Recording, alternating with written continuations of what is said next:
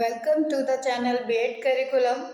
Paper first में आज जो है दर्शन शास्त्र के एक और संप्रदाय की बात करेंगे जो है प्रयोजनवाद और शिक्षा।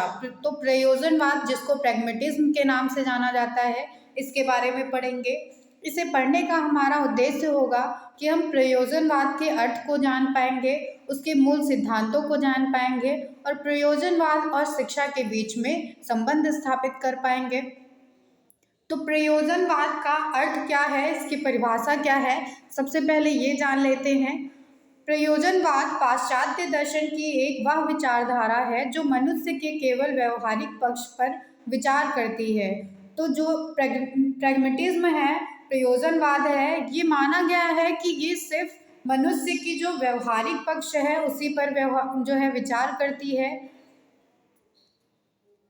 अंग्रेजी में इसे प्रैग्मेटिज्म कहते हैं, जो एक ग्रीक भाषा के प्रैग्मा अथवा प्रैग्मेटिकोस से लिया गया है। तो ये जो है प्रैग्मेटिज्म इंग्लिश का वर्ड वो ग्रीक वर्ड प्रैग्मा से लिया गया है, जिसका अर्थ होता है व्यवहारिकता या क्रिया से। तो या तो व्यवहारिकता से कार्य किया जाएगा इसमें या क्रिया से किया जाएगा काम इसमें, क्योंकि प्रैग्मा जो ग्रीक वर्ड है उसका अर्थ ही यही है। चूंकि यह दर्शन मनुष्य के व्यवहारिक पक्ष पर ही विचार करता है और समस्त सृष्टि को क्रियाओं का परिणाम मानता है, इसलिए अंग्रेजी भाषा में इसे प्रैग्मेटिज्म कहते हैं। तब हिंदी में इसे व्यवहारिकतावाद कहना चाहिए। तो ये जो प्रयोजनवाद है वह जो है मनुष्य के सिर्फ व्यवहारिक पक्ष पर ही विचार करता है और सारी सृष्टि ये जो है वो क्रियाओं के परिणाम को ही यह मानता है सिर्फ, और इसे इंग्लिश में प्रैग्मेटिज्म कहा जाता है। तो इस तरह से बताया गया है कि हिंदी में इसका नाम जो है वो व्यवहारिकतावाद होना चाहिए, लेकिन अधिकतर भारतीय इसे प्रयोजनवाद की संज्ञा देते हैं और हमारे देश में यह इसी नाम से जाना जाता है। तो इसे व्यवहारिकतावाद ना कहकर भारत में इसे प्रयोजनवाद की संज्ञा दी गई है। अमेरिका के ही जॉन डीवी जो 1859 से 1952 तक थे, इन्होंने इस विचारधारा को आगे बढ़ाया है। तो प्रयोजनवाद को आगे बढ़ाने में अमेरिका के जॉन डीवी का नाम आता है। डीवी ने व्यक्ति की इच्छा शक्ति को सामाजिक परिप्रेक्ष्य में स्वीकार किया है। तो डीवी ने मनुष्य की जो इच्छा शक्ति होती है उसको सामाजिक परिप्रेक्ष्य में स्वीकार किया है। उनके अनुसार मानव जो है वो प्रगति के आधार माना गया है, एक सामाजिक बुद्धि ही होती है। तो इस तरह से मानव की प्रगति का आधार जो है वो सामाजिक बुद्धि माना है जॉन डीवी ने। जॉन डीवी के बाद अमेरिका में उनके शिष्य थे किलपैट्रिक। तो आप यहाँ पे समझ सकते हैं कि किलपैट्रिक जो थे वो जॉन डीवी के शिष्य थे। तो किलपैट्रिक ने इस विचारधारा को आगे बढ़ाया और इंग्लैंड में सिलर ने आगे बढ़ाया था। तो किलपैट्रिक के साथ इंग्लैंड के सिलर का भी नाम आता है। इन सब में डीवी का योगदान जो है सबसे अधिक माना गया है प्रयोजनवाद को आगे बढ़ाने में। किसी भी दार्शनिक चिंतनधारा के स्वरूप को समझने के लिए उसकी तत्व मीमांसा, ज्ञान एवं तर्क मीमांसा और मूल्य एवं आचार मीमांसा को समझना आवश्यक हो जाता है।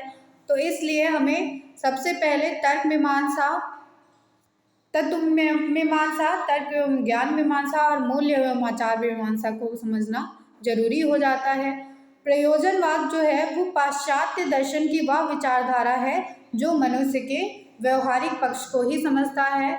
तो हम इसके बारे में जानेंगे कि प्रयोजनवाद की तत्व मीमांसा क्या कहती है। तो प्रयोजनवादी इस ब्रह्मांड की रचना के संबंध में विचार करने के स्थान पर मनुष्य जीवन की वास्तविक पक्ष पर ही विचार करते हैं। तो प्रयोजनवादी यह नहीं देखते हैं कि इस ब्रह्मांड की रचना कैसे हुई है, उस पर वो विचार नहीं करते हैं, बल्कि उनका ये विचार होता है कि मनुष्य जीवन जो है उसका वास्तविक पक्ष क्या है, इसके बारे में इनका अधिक विचार रहता है। ये इस ब्रह्मांड के बारे में इतना ही कहते हैं कि यह अनेक वस्तुओं एवं क्रियाओं से बनता रहता है। तो प्रयोजनवादियों का कहना था कि ये जो ब्रह्मांड है वो कई सारी वस्तुओं को और क्रियाओं को मिलाकर बनता रहता है। ये वस्तुएं और क्रियाओं की व्याख्या के झमेले में नहीं पड़ते हैं। तो इनका जो है कोई भी मत इस तरह से नहीं होता है कि ये वस्तुओं और क्रियाओं के बारे में बताएं। इस इंद्रिय ग्राह संसार के अतिरिक्त ये किसी अन्य संसार के वास्तविकता को नहीं मानते हैं। तो ये प्रयोजनवादी जो है उनका जो किसी और संसार पे या उसके अस्तित्व पे कोई भी मत नहीं था। ये आत्मा और परमात्मा के अस्तित्व को भी नहीं मानते थे। तो प्रयोजनवादी जो है आत्मा परमात्मा पर भी विचार नहीं करते हैं। इनके अनुसार मन का दूसरा नाम आत्मा और मन एक पदार्थजन्य क्रियाशील तत्व है। तो प्रयोजनवादियों का कहना था मन जो है वो आत्मा का दूसरा नाम है और मन एक पदार्थजन्य क्रियाशील तत्व होता है। ये इस ब्रह्मांड के अंतिम सत्य अल्टीमेट रियलिटी की खोज नहीं करते हैं, ये तो पक्ष को ही सत्य मानते हैं। तो जो प्रत्यक्ष है, जो हमारे सामने है, उसी को प्रयोजनवादी सत्य मानते हैं। वो किसी अंतिम सत्य की खोज पर विश्वास नहीं करते हैं। जेम्स के अनुसार यह जगत पूर्ण नहीं है। तो जेम्स ने बताया है कि ये जो जगत है वो पूर्ण नहीं है, मनुष्य के प्रयास से या पूर्णता की ओर अग्रसर अवश्य हो रहा है। तो जेम्स का कहना था कि सिर्फ मनुष्य के प्रयास ही हैं जो इस संसार को पूर्णता की ओर आगे बढ़ा रहे हैं। प्रयोजनवाद की ज्ञान एवं तर्क मीमांसा क्या कहती है, ये समझते हैं। तो सुखमय बनाने का साधन मानते हैं। ये जो है इनका कहना था कि सुखमय बनाना इसके लिए एक साधन है। इनके अनुसार जो है ज्ञान की प्राप्ति सामाजिक क्रियाओं में भाग लेने से स्वयं होती है। प्रयोजनवादियों के अनुसार अनुभव की पुनर्रचना ही ज्ञान है। तो प्रयोजनवादियों का मानना था कि ज्ञान की जो प्राप्ति है वो हमें सामाजिक क्रियाओं के द्वारा स्वतः ही हो जाती है। ये ज्ञान को किसी साध्य नहीं अपितु मनुष्य जीवन को जो है ज़्यादा इम्पोर्टेंस देते हैं। इनका ये कहना था कि ज्ञान जो है कोई साध्य नहीं होता है, बल्कि मनुष्य जीवन ही मुख्य है। कामेंद्रियों और ज्ञानेंद्रियों को ज्ञान का आधार मस्तिष्क और बुद्धि को ज्ञान का नियंत्रक तथा क्रियाओं को ज्ञान प्राप्त करने का माध्यम मानते हैं। तो प्रयोजनवादियों का कहना था कि जो मनुष्य की कामेंद्रियां हैं, ज्ञानेंद्रियां हैं, वही ज्ञान का आधार होती हैं और उसकी मस्तिष्क और बुद्धि जो है वो ज्ञान का नियंत्रक होती है और जो क्रियाएं मनुष्य के द्वारा की जाती हैं वो ज्ञान प्राप्त करने का एक माध्यम है। फिर इनकी प्रयोजनवाद की मूल्य एवं आचार मीमांसा क्या बताती है, इसके बारे में जानते हैं। तो प्रयोजनवादी जो हैं पूर्व निश्चित सत्य, आदर्श और मूल्यों पर किसी भी तरह का विश्वास नहीं दिखाते हैं। इसलिए ये जो है मनुष्य के लिए कोई विचार आचार संहिता नहीं मानते हैं। तो इन्होंने किसी भी तरह की आचार संहिता को नहीं माना है। इनका स्पष्टीकरण है कि मनुष्य जीवन में निरंतर परिवर्तन होता रहता है। तो मनुष्य जीवन है जो है वो लगातार बदलता रहता है, इनका मानना है। इसलिए उसके आचरण को निश्चित कर देना ये किसी तरह का सत्य नहीं है। उनमें तो वह शक्ति होनी चाहिए कि वह बदले हुए पर्यावरण में अपना समायोजन कर सकें। तो ये जो है प्रयोजनवादियों का मानना है कि व्यक्ति में ऐसी शक्ति होनी चाहिए कि वह किसी भी तरह के बदले हुए पर्यावरण में अपना समायोजन दिखा सकें। प्रयोजनवादी की आचार मीमांसा में ये बताया गया है कि वे जो है बच्चों में केवल सामाजिक कुशलता का ही विकास करना चाहते थे, ताकि सामाजिक कुशलता से प्रयोजनवादियों का तात्पर्य जो था वो समाज में समायोजन करना, अपनी जीविका कमाने से था और मानव उपयोग की वस्तुओं और क्रियाओं की खोज करने, नई नई समस्याओं का समाधान करने की शक्ति प्राप्त करना था।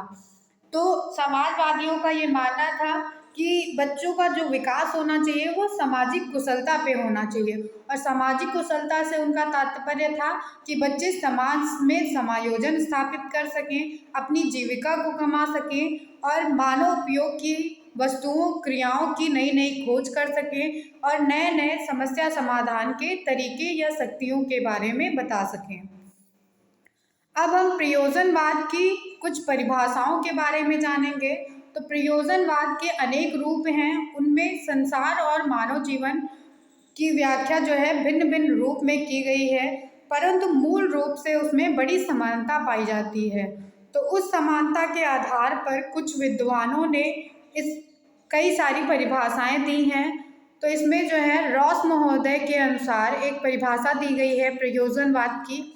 वह यह परिभाषा है कि प्रयोजनवाद निश्चित रूप से एक मानवतावादी दर्शन है। तो प्रयोजनवाद को एक मानवतावादी दर्शन की संज्ञा दी गई है, जो यह मानता है कि मनुष्य क्रिया में भाग लेकर अपने मूल्यों का निर्माण करता है। तो इनका कहना था कि मनुष्य जो है वो क्रियाओं में भाग लेकर अपने मूल्यों का निर्माण करता है और यह मानता है कि वास्तविकता सदैव निर्माण की अवस्था में रहती है। तो इनका कहना था कि जो वास्तविकता होती है जीवन की, वह सदैव निर्माण की ही अवस्था में बनी रहती है। फिर प्रयोजनवादियों के द्वारा प्रयोजनवाद के कुछ मूल सिद्धांत के बताए गए हैं। तो फंडामेंटल प्रिंसिपल्स ऑफ प्रैग्मेटिज्म, इसमें पहला मूल सिद्धांत था यह संसार अनेक तत्वों और क्रियाओं का परिणाम होता है, ऐसा मानना है प्रयोजनवाद का। तो प्रयोजनवाद इस ब्रह्मांड के किसी आधारभूत तत्व की खोज और व्याख्या करने के झमेले में नहीं पड़े कभी भी। वह तो सिर्फ ये मानते थे कि इस संसार की रचना अनेक तत्वों के बीच अनेक प्रकार की क्रियाओं के परिणाम स्वरूप हुई है। तो उनका सिर्फ यही कहना था कि ये जो संसार है वो अनेक तत्वों से और अनेक क्रियाओं से मिलकर बना हुआ है। फिर इनका दूसरा मूल सिद्धांत था कि यह भौतिक संसार ही सत्य होता है। तो उन्होंने भौतिक संसार को ही सत्य माना है, इसके अतिरिक्त कोई आध्यात्मिक संसार नहीं माना गया है प्रयोजनवादियों के द्वारा। प्रयोजनवादी जो है वो प्रयोगिता की सिद्धांत को विश्वास करते थे। तो ये जो है उपयोगिता के सिद्धांत को इन्होंने ज़्यादा महत्व दिया है। इनके अनुसार वही वस्तु और क्रिया और विचार सत्य हैं जिनकी मानव जीवन में व्यवहारिक उपयोग है। तो प्रयोजनवादियों का ये कहना था कि सिर्फ वही क्रियाएं, वही विचार और वही वस्तु सत्य होती है जो मानव जीवन के लिए उपयोगी है। इस कसौटी पर कसने पर यह भौतिक संसार जो है सत्य उतरता है और आध्यात्मिक संसार इस पर असत्य उतरता है। तीसरा मूल सिद्धांत था इनका कि आत्मा एक पदार्थजन्य क्रियाशील तत्व होता है, परमात्मा मनुष्य की एक कल्पना मात्र है। उन्होंने जो है परमात्मा को एक मनुष्य की कल्पना मात्र बताया है और आत्मा को एक पदार्थजन्य क्रियाशील तत्व बताया है। तो आत्मा इन्होंने बताया है कि मन ही आपकी आत्मा होती है। प्रयोजनवाद किसी सार्वभौमिक सत्ता में विश्वास नहीं करता है और आत्मा एक ऐसे तथ्य के रूप में देखता है जो क्रिया करता है। तो उनका कहना था कि हमारा मन ही हमारी आत्मा है और जो क्रिया करता रहता है लगातार। इनका चौथा मूल सिद्धांत था कि मनुष्य संसार का सर्वश्रेष्ठ प्राणी होता है। प्रयोजनवादियों के अनुसार मनुष्य की पहली विशेषता यह है कि वह जो है मनोशारीरिक प्राणी होता है जिसके पास क्रिया करने, विचार करने की शक्ति होती है। तो मनुष्य इस संसार का सर्वश्रेष्ठ प्राणी है क्योंकि उसके पास जो है क्रिया करने की, विचार करने की एक ऐसी शक्ति होती है। मनुष्य समस्या को समझने, उसके हल करने के लिए उपायों के बारे में सोच सकता है और उसके अनुसार जो है अपनी शक्ति को क्रियान्वित कर सकता है। फिर प्रयोजनवादियों का पांचवा मूल सिद्धांत था कि मानव का विकास एक सामाजिक प्रक्रिया है। तो मानव का विकास होना एक सामाजिक प्रक्रिया होता है। मानव विकास के संबंध में आदर्शवादी जो हैं वो आत्मा को आधार मानते हैं, प्रकृतिवादी जो हैं वो प्रकृति को आधार मानते हैं, लेकिन प्रयोजनवादियों का मानना था कि तर्क ही मानव के विकास का आधार है। यदि एक व्यक्ति को मानव समाज से दूर कहीं जंगल में अकेले छोड़ दिया जाए तो उसमें मानवीय गुणों और क्षमताओं का विकास नहीं होता है। तो तो प्रयोजनवादियों का कहना था यदि व्यक्ति इस समाज से दूर चला जाए किसी जंगल में तो उसमें मानवीय गुणों और उसकी क्षमताओं का विकास होना पॉसिबल ही नहीं है, वो नहीं हो सकता है। तब उसके विकास का कारण उसकी आत्मा और अथवा प्रकृति को कैसे माना जा सकता है। तो इस तरह से इन्होंने बताया कि जो आदर्शवाद और प्रकृतिवाद का मानना है कि आत्मा और प्रकृति जो है मनुष्य के विकास का आधार है, यह तब कैसे संभव हो सकता है। इसका छठा मूल सिद्धांत था प्रयोजनवाद का कि मनुष्य जीवन का उद्देश्य सुखपूर्वक जीना है। तो मनुष्य जीवन का उद्देश्य ही होता है कि सुखपूर्वक जीवन व्यतीत करना। प्रयोजनवादी मनुष्य जीवन के किसी अंतिम उद्देश्य पर विश्वास नहीं करते हैं। ये उससे इतनी ही आशा करते हैं कि वह अपनी समस्याओं को समझकर हल कर सके और उन परिस्थितियों के साथ समायोजन कर सके ताकि उसका जो जीवन है वो सुखपूर्वक व्यतीत हो। सातवां मूल सिद्धांत था प्रयोजनवाद का कि सुखपूर्वक जीने के लिए सामाजिक विकास होना आवश्यक होता है। प्रयोजनवादी मनुष्य जो है वो एक सामाजिक प्राणी होता है, इसलिए जीवन को सुखमय करने के लिए उसका सामाजिक विकास होना आवश्यक है। अब समझेंगे कि प्रयोजनवाद और शिक्षा के बीच में क्या संबंध है। तो प्रयोजनवादी किसी निश्चित सत्य में विश्वास नहीं करते हैं। यही कारण है कि मनुष्य की शिक्षा के उद्देश्य, पाठ्यचर्या, शिक्षण विधि आदि कुछ भी निश्चित नहीं है। तो प्रयोजनवादियों के द्वारा यह बताया गया है कि मनुष्य किसी निश्चित सत्य पर विश्वास नहीं करता है, इसलिए उसके शिक्षा के उद्देश्य या उसके पास पाठ्यचर्या या उसके शिक्षण विधि कुछ भी निश्चित नहीं है, केवल उनके निर्माण के सिद्धांत प्रस्तुत करते हैं जो इस प्रकार हैं। तो उन्होंने केवल निर्माण के सिद्धांतों को ही प्रस्तुत किया है। जिसमें शिक्षा का संप्रत्यय का क्या बताया गया है ये जानेंगे। तो प्रयोजनवादियों के अनुसार शिक्षा जो है वो मनुष्य के विकास की प्रक्रिया होती है जो सामाजिक पर्यावरण में चलती रहती है। इसके द्वारा समाज की संस्कृति का संरक्षण होता है, समन्वयन होता है और विकास किया जाता है। मनुष्य में वे सब क्षमताएं उत्पन्न हो जाती हैं जिनसे कि वह अपने प्राकृतिक एवं सामाजिक पर्यावरण में समायोजन कर सके और अपने अनुभवों से उसमें परिवर्तन कर सके। तो ये सारी जो है मनुष्य में क्षमताएं होती हैं कि वह प्राकृतिक और सामाजिक पर्यावरण में समायोजन स्थापित करके अपने अनुभवों के द्वारा अगर कोई कमी है सामाजिक एवं प्राकृतिक पर्यावरण में तो उसको पूरा कर सके या उसमें परिवर्तन कर सके। जॉन डीवी के अनुसार शिक्षा का संप्रत्यय के बारे में बताया गया है कि शिक्षा व्यक्ति की उन सब योग्यताओं का विकास है जो उसमें अपने पर्यावरण पर नियंत्रण रखने तथा अपनी संभावनाओं को पूर्ण करने की सामर्थ्य प्रदान करे। तो जॉन डीवी ने यह बताया है कि शिक्षा व्यक्ति में उन सभी योग्यताओं को विकसित कर देती है जिसके द्वारा व्यक्ति पर्यावरण पर नियंत्रण रख सके और जो है संभावनाओं को पूर्ण कर सके। तो ये सारी सामर्थ्य मनुष्य को शिक्षा के द्वारा प्राप्त होती है। शिक्षा द्वारा बच्चों में निम्नलिखित योग्यताओं का विकास किया जाता है। तो इसमें सबसे पहली योग्यता है कि बच्चों में अपनी सामाजिक वातावरण को समझने की क्षमता आती है, अनुभवों को प्राप्त करने और आदर्शों को निश्चित करने की क्षमता विकसित होती है शिक्षा के द्वारा। शिक्षा जो है गतिशीलता का विकास करती है मनुष्य में। शिक्षा के द्वारा सामाजिक कुशलता का विकास होता है और शिक्षा के द्वारा ही बच्चों में लोकतांत्रिक जीवन की शिक्षा आती है। फिर आज की जो पाठ्यचर्या है इसके निर्माण के लिए कुछ सिद्धांत बनाए गए हैं। तो ये सिद्धांत इस प्रकार है। पहला इसमें सिद्धांत है कि उपयोगिता का सिद्धांत कि जो चीज़ पाठ्यचर्या में बच्चे के लिए दी जा रही है उसकी क्या उपयोगिता है, इसके बारे में बच्चे जान सके। फिर दूसरा सिद्धांत था कि रुचि का सिद्धांत, क्या जो चीज़ बच्चे के पाठ्यचर्या में डाली जा रही है उसमें बच्चे अपनी रुचि दिखा पाएंगे या नहीं, तो ये सिद्धांत भी जरूरी था। फिर क्रिया का सिद्धांत था।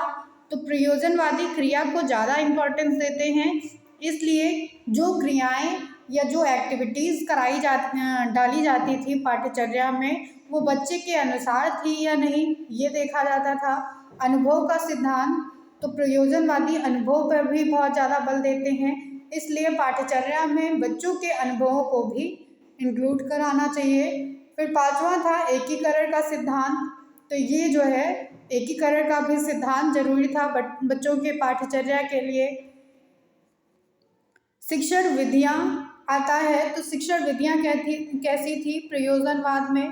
तो प्रयोजनवादी जॉन डेवी ने शिक्षा के दो अंग माने हैं। इसमें जो है पहला था मनोवैज्ञानिक और दूसरा था सामाजिक मनोवैज्ञानिक अंग। इस तरह से दो अंग थे, पहला जॉन डेवी के द्वारा बताया गया कि मनोवैज्ञानिक और दूसरा था सामाजिक मनोवैज्ञानिक अंग। अंग से तात्पर्य सीखने वाले की जन्मजात शक्ति, रुचि, रुझान, योग्यता से होता है। मनुष्य का विकास उसकी इन जन्मजात शक्तियों पर जो है आधारित होता है। इसलिए प्रयोजनवादी शिक्षण विधियों के विधान में बच्चे की जन्मजात शक्तियों, उसके रुझान, उसकी रुचि, उसकी योग्यता को ध्यान में रखते हैं। तो जैसे कि आपको कुछ सिद्धांत बताए गए हैं कि पाठ्यचर्या के कुछ सिद्धांत थे, तो उसी आधार पर शिक्षण विधियां भी डिसाइड की गई थी प्रयोजनवाद में। शिक्षा के उद्देश्य कैसे थे प्रयोजनवाद में, तो जहाँ तक शिक्षा के उद्देश्यों की बात है, प्रयोजनवादी उन्हें निश्चित पक्ष में नहीं रखते हैं। इनका स्पष्टीकरण था कि यह संसार परिवर्तनशील है, मनुष्य परिवर्तनशील है, तो शिक्षा के उद्देश्यों को कैसे निश्चित किया जा सकता है। तो शिक्षा के उद्देश्य भी जो है निश्चित नहीं किए जा सकते हैं। यदि शिक्षा का कोई उद्देश्य निश्चित हो सकता है तो यही कि उनके द्वारा मनुष्य का सामाजिक विकास कर उसे इस योग्य बनाना चाहिए कि वह बदलाव करते हुए समाज के अनुकूल कार्य कर सके और अपनी आवश्यकताओं की पूर्ति कर सके और इस सामाजिक पर्यावरण पर नियंत्रण कर सके और उसमें परिवर्तन कर सके किसी भी तरह का। तो ये जो है प्रयोजनवाद के द्वारा सिर्फ यही उद्देश्य बताया गया है शिक्षा का कि मनुष्य का जो है सामाजिक विकास करना चाहिए, उसे यह इस योग्य बनाना चाहिए कि वो खुद हर एक चीज़ से अब हर एक चीज़ को हैंडल कर सके। फिर शिक्षा की पाठ्यचर्या कैसी थी प्रयोजनवाद में, तो निश्चित एवं स्पष्ट उद्देश्यों के अभाव में प्रयोजनवादी निश्चित पाठ्यचर्या का निर्माण नहीं कर सके। तो प्रयोजनवादियों ने किसी तरह की निश्चित पाठ्यचर्या को नहीं बताया है। हाँ, उन्होंने पाठ्यचर्या निर्माण के संबंध में कुछ सिद्धांतों का निर्माण किया है। तो सिद्धांत जो आपको पहले बताए गए हैं कि बच्चे की रुचि के अनुसार होने चाहिए, उसके अनुभव के अनुसार होने चाहिए, उसकी योग्यताओं के अनुसार होने चाहिए और उसकी उपयोगिताओं के अनुसार होने चाहिए। तो ये कुछ सिद्धांत बताए गए हैं शिक्षा के पाठ्यचर्या में। फिर शिक्षण विधियाँ, तो शिक्षण विधियाँ कैसी होनी चाहिए। शिक्षण विधियों के संबंध में यथार्थवादियों एवं प्रगतिवादियों ने जिन मनोवैज्ञानिक तथ्यों का उद्घाटन किया उसमें वादियों ने सामाजिक पर्यावरण के महत्व को और जोर दिया है। तो जैसा यथार्थवादियों और प्रगतिवादियों का मानना था, वैसे ही शिक्षण विधियाँ जो है वो प्रयोजनवादियों ने दी हैं, लेकिन प्रयोजनवादियों ने उसमें सामाजिक पर्यावरण को और जोर दिया है, सामाजिक पर्यावरण की ज़्यादा महत्ता दी है इन्होंने। फिर अनुशासन कैसा होना चाहिए समाजवाद में प्रयोजनवाद में, तो प्रयोजनवादी अनुशासन के लिए ना तो दंड का विधान को स्वीकार करते हैं, ना बच्चों को शिक्षक के प्रभाव से रखना स्वीकार करते हैं, ना ही उन्होंने पूर्ण स्वतंत्रता को स्वीकार किया है। तो अनुशासन के लिए जो है प्रयोजनवादी ना तो किसी तरह का बच्चे को दंड देना स्वीकार करते हैं, ना वो ये चाहते हैं कि बच्चा जो है शिक्षक के प्रभाव से ही सीखे, ना ही उनका कहना था कि बच्चे को पूर्ण स्वतंत्र रखा जाए। शिक्षक और शिक्षार्थी के बारे में क्या कहना है प्रयोजनवादियों का, तो शिक्षार्थी की क्रिया में आदर्शवादी शिक्षकों को यथार्थवादी और प्रकृतिवादी शिक्षार्थी के मुख्य स्थान देते हुए, परंतु प्रयोजनवादी दोनों को समान स्थान देते हैं। तो शिक्षक और शिक्षार्थी दोनों को ही समान स्थान दिया गया है प्रयोजनवादियों के द्वारा। विद्यालय कैसा होना चाहिए, तो विद्यालय के बारे में प्रयोजनवादियों का कहना था कि व्यष्टि और समाज दोनों के हित साधन के लिए विद्यालयों को समाज के सच्चे प्रतिनिधि के रूप में देखना चाहते थे। तो प्रयोजनवादी जो थे वो विद्यालय को व्यष्टि और समाज दोनों के ही पक्ष में देखना चाहते थे। इनके इस विचार ने विद्यालयों को सामुदायिक केंद्र में बल दिया था। तो विद्यालय जो होने चाहिए वो एक सामुदायिक केंद्र होने चाहिए इनके अनुसार। ये पूरा आपको प्रयोजनवाद के बारे में बताया गया है। Thank you everyone.